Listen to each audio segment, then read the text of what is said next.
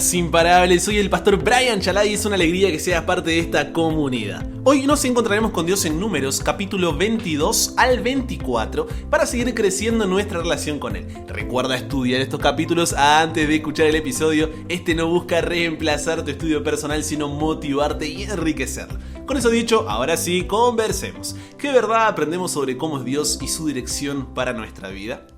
Padre, te damos gracias por la oportunidad de poder abrir tu palabra, de poder conocerte más y de esa forma confiar más en ti, crecer en nuestra relación contigo y no estar solos, sino apoyarnos en este proceso.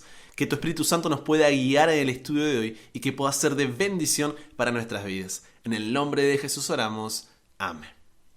Entre Israel y la tierra prometida solamente estaba Moab. Los moabitas, para que recuerdes un poco, eran descendientes del incesto relatado en Génesis capítulo 19, versículo 37, entre la hija mayor de Lot y el propio Lot. Ellos no habían sido molestados por Israel, pero habían visto todo lo que había ocurrido en los países vecinos y eso los ponía inquietos. Los israelitas acababan de vencer a los amorreos y se habían quedado con su territorio. Pero este territorio, antes, ¿sabe de quién era? Era de los moabitas, que habían sido vencidos por los amorreos. Entonces, ¿cuál era la lógica que pasaba por la cabeza de los moabitas? Simple. Si los amorreos nos vencieron a nosotros y los israelitas vencieron a los amorreos, nosotros no tenemos chance, no tenemos ninguna oportunidad contra los israelitas. Sin contar con la fama que ya traía el pueblo de Israel por vencer a Faraón y su ejército y ahora contar más de 500,000 de soldados entre sus filas. Así que decidieron acudir al poder de la hechicería para traer una maldición sobre Israel y de esa forma mantenerse en pie. Es en medio de todo este contexto que se presenta un nuevo personaje, Balaam. ¿Quién es este tal Balaam? Números capítulo 22, versículo 5, nos dice que es Balaam, hijo de Beor, en Petor, que está junto al río en la tierra de los hijos de su pueblo. Por la evidencia que la Biblia nos da durante el relato, podemos decir que era en un comienzo profeta de Dios, pero que apostató, negó, renunció a su fe. Vivía en la región conocida como la Alta Mesopotamia, cerca ahí del río Éufrates. Petor, lugar donde se lo ubica, significa el templo de los intérpretes u oráculos. E historiadores como Josefo dicen que era el profeta más grande en ese entonces del mundo pagano. En otras palabras, entonces podemos decir que Balaam era un profeta corrupto, un profeta mercenario. El rey Balac de Moab, no confundir Balaam con Balac, ¿ok? Balaam es el profeta corrupto y mercenario y Balac es el rey de Moab que se une con el rey de Madián aunque eran enemigos. ¿Por qué? El enemigo de mi enemigo es mi amigo, ¿no? Entonces se une con el rey de Madián para seducir a Balaam y contar con sus servicios. Envió mensajeros a Balaam y la segunda vez príncipes y más honorables. Esto era típico en el oriente que mientras mayor sea la categoría de quienes se enviaba con el mensaje, eso demostraba un mayor aprecio y mayores recompensas. Resumiendo el relato, porque ya lo leíste, Balaam terminó yendo con el rey Balac. 3 veces buscaron los moabitas que Balaam maldía a Israel, pero sin resultado. La primera vez el rey no entendía nada y le dijo, a ver, yo no te llamé para esto. Pensando que había tenido miedo o no sé, sentimientos encontrados por ver a todo el pueblo de Israel desde la cumbre que estaba, lo lleva hacia otro lugar donde no se veía tanto campamento. El resultado, de nuevo Balaam bendice al pueblo en vez de maldecirlo como el rey esperaba. Así que el rey lo mira y le dice, a ver, si no vas a maldecirlos, por lo menos no los bendigas, ¿viste? Así que en el último intento lo lleva al monte Peor, donde había un templo dedicado al culto de Baal, dios moabita. Pero nuevamente sucedió lo mismo. Balaam bendijo al pueblo de Dios, así que el rey se enojó y lo mandó a su casa con las manos vacías. Ahora que tenemos ese contexto general, podemos profundizar en detalle con lo que sucedió en el medio, porque hay mucha tela para cortar. Y personalmente, no sé si te pasó lo mismo, muchas veces me encontré relacionándome con Dios como Balaam. ¿Qué es lo que quieres decir, Brian? Mira, Balaam sabía quién era Dios, ¿ok? Tanto que lo llama Jehová mi Dios, a pesar de su historia con él. Por tanto, también sabía lo que el pueblo de Israel era para Dios, como dice Éxodo 19, versículos 5 y 6. Vosotros seréis mi especial tesoro sobre todos los pueblos, porque mía es toda la tierra, y vosotros me seréis un reino de sacerdotes y gente santa. Y Balaam sabía de la promesa de la tierra prometida hecha a Abraham en Génesis capítulo 12, versículos 1 al 3. Haré de ti una nación grande y te bendeciré, y engrandeceré tu nombre y serás bendición. A pesar de eso, cuando llegan los mensajeros del rey de Moab, Balac, ¿cuál fue su respuesta? Reposad aquí esta noche, y yo os daré respuesta según Jehová me hablare. Balaam no estaba buscando sinceramente la voluntad de Dios. Ya sabía cuál era. Estaba obstinado en su propia conducta. No buscaba cambiar de idea. No buscaba cambiar de intención, de opinión. Solo quería, de alguna forma, ganarse el permiso de Dios y aprobación. ¿Cuántas veces hacemos lo mismo? La voluntad de Dios es clara en la palabra, clara en la Biblia, pero como es contraria a nuestros deseos e inclinaciones, la hacemos a un lado y pretendemos ir a Dios en oración para saber cuál es su voluntad para nosotros, pidiendo sabiduría, buscando dirección, y Dios te mira como, ¿te estás burlando de mí? Es más, muchas veces permite que sigamos nuestros deseos e inclinaciones porque a menos que suframos las consecuencias no entenderíamos. Por eso Salmos capítulo 81 versículos 11 y 12 dice: pero mi pueblo no oyó mi voz, e Israel no me quiso a mí. Los dejé por tanto a la dureza de su corazón, caminaron en sus propios consejos. ¿Cuál debe ser entonces nuestra actitud al ir a Dios? Una actitud de humildad, una actitud de sumisión, pidiendo fortaleza divina y sabiduría para hacer su voluntad, aunque sea contraria a nuestros deseos e inclinaciones, como sucederá la mayoría de las veces. No nos equivoquemos, una relación con Dios no se trata de alinear la voluntad de Dios con la tuya o la mía, sino de alinear la nuestra con la de Dios. Eso es lo que Jesús llamó negarse a sí mismo, eso es lo que el apóstol Pablo definió como morir al yo. De eso se trata una relación con Dios, de reconocer que, como dice Proverbios 14:12, hay camino que al hombre le parece derecho, pero su fin es camino de muerte. Y eso sucede porque, como menciona Jeremías 17:9, engañoso es el corazón más que todas las cosas y perverso. ¿Quién lo conocerá?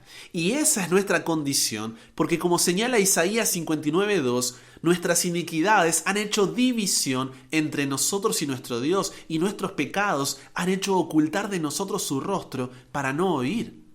Esto nos llevó a que, como resalta Romanos 3:23, estemos destituidos de la gloria de Dios, y más adelante Romanos 6:23 describa que el resultado del pecado es la muerte.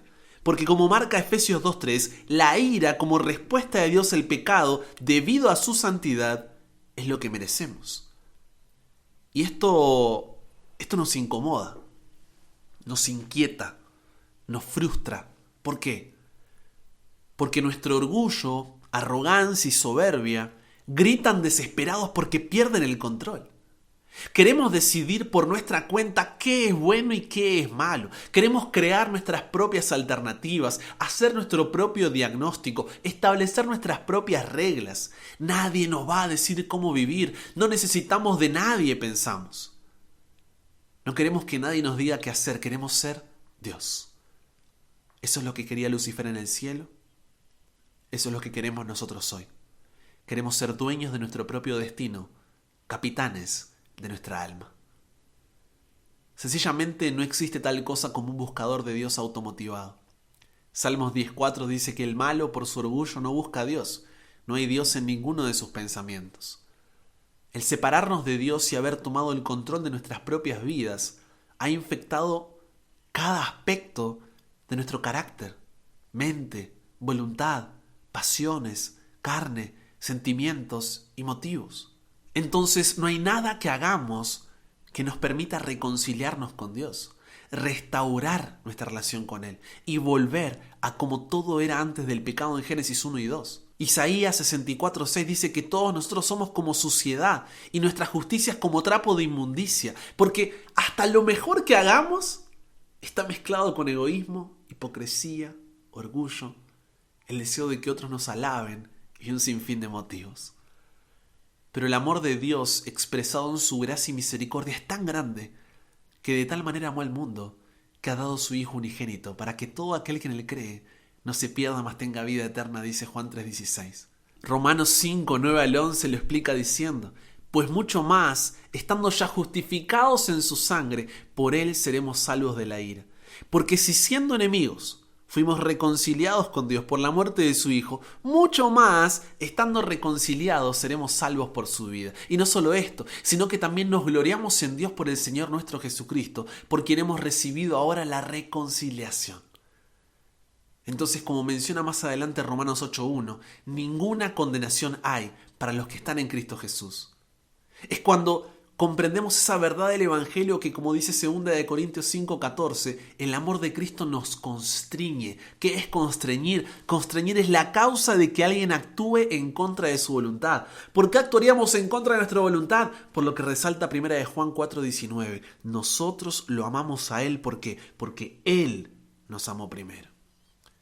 Es cuando comprendemos que la voluntad de Dios es, como señala Romanos 12:2, buena, agradable y perfecta, que no vamos a Dios obstinados con nuestra propia conducta, intentando hacer que cambie su idea, intención u opinión, ganando su permiso y aprobación como estaba intentando hacer Balaam, sino que en humildad y sumisión pedimos fortaleza y sabiduría divina para hacer su voluntad, aunque sea contraria a mis deseos e inclinaciones. Porque piensa esto conmigo, Dios está por encima y es creador de las más de 2 billones de galaxias que existen en el universo observable, dentro de la cual se encuentra una de ellas llamada la Vía Láctea, que tiene un diámetro de 200.000 años luz y más de 400.000 millones de estrellas en nuestro sistema solar. Sistema dentro del cual está nuestro planeta Tierra con sus casi 8 billones de habitantes, más todos los que habitaron antes que nosotros, y tú y yo somos solamente uno en medio de ellos. Cuán soberbios, arrogantes y orgullosos tenemos que ser para pensar que sabemos lo que es mejor para nosotros antes que Dios. ¿Te das cuenta? Ahora, como si eso fuera poco, Filipenses capítulo 2, versículos 6 al 8 dice que Jesús, que es Dios, no estimó el ser igual a Dios como cosa a que aferrarse, sino que se despojó a sí mismo, tomando forma de siervo, hecho semejante a los hombres, y estando en la condición de hombre se humilló a sí mismo, haciéndose obediente hasta la muerte, y muerte de cruz, por ti y por mí. O sea, no solo es ese Dios soberano, supremo, singular, que todo lo sabe, todo lo puede y puede estar en todo lugar, sino que también te ama a tal punto que Cristo fue tratado como tú mereces, para que tú puedas ser tratado como Él merece. Fue condenado por mis pecados en los que no había participado, para que yo pudiera ser justificado por su justicia, en la cual no había participado. Él sufrió nuestra muerte para que nosotros pudiéramos recibir su vida. De nuevo, cuán soberbios, arrogantes y orgullosos tenemos que ser para no rendir por completo nuestros deseos e inclinaciones a ese Dios que encima de todo nos ama con amor eterno, puro, justo, verdadero y santo. No importa si hacemos 7 altares como Balaam o más a Dios. Necesitamos dejar la avaricia por las ventajas temporales. De otra forma estamos arruinados. Satanás siempre te ofrecerá ganancia y honores de este mundo para alejarte de Dios. O cuando estés en sus caminos te privará de ellos para conseguir el mismo objetivo. Te llena de promesas falsas, ilusiones vacías, con tal de lograr una vida próspera, en los términos que nosotros definimos la prosperidad. No durmamos con la tentación como hizo Balaam cuando le dijo: reposad aquí esta noche y yo os daré respuesta según Jehová me hablare. Nadie duerme como un león, llamándolo de dulce gatito. Y 2 Pedro 5:8 nos dice: sed sobrios y velad, porque vuestro adversario el diablo, como el león rugiente, anda alrededor, buscando a quien devorar. Dios, un poco irónico, nos muestra lo absurdo de nuestra actitud cuando señala a Balaam que iba de camino para pronunciar una maldición sobre un pueblo, para paralizar su fuerza, en tanto que no tenía siquiera poder suficiente para dominar el animal en el que estaba montado. El propio animal veía lo que Balaam no estaba viendo. En otras palabras, no seas burro, es lo que le estaba diciendo Dios y lo que nos dice a nosotros. Porque, como expresa 1 Juan 2:17, el mundo pasa y sus deseos, pero el que hace la voluntad de Dios permanece para siempre. Así que como explicó Jesús en Mateo 16:26, ¿de qué? ¿De qué te sirve ganar todo en esta vida y al final perderla? Porque eso fue lo que sucedió con Balaam. Números 31:8 dice que mataron también entre los muertos a los reyes de Madián, Eví, Requem, Sur, Ur y Reba. 5 reyes de Madián, también a Balaam, hijo de Beor, mataron a espada. Que en este día entonces, y cada día, porque esto es un asunto diario, podamos vivir las palabras del Salmo 17:5, diciéndole a Dios: afirma mis pasos en tus caminos, para que mis pies no resbalen.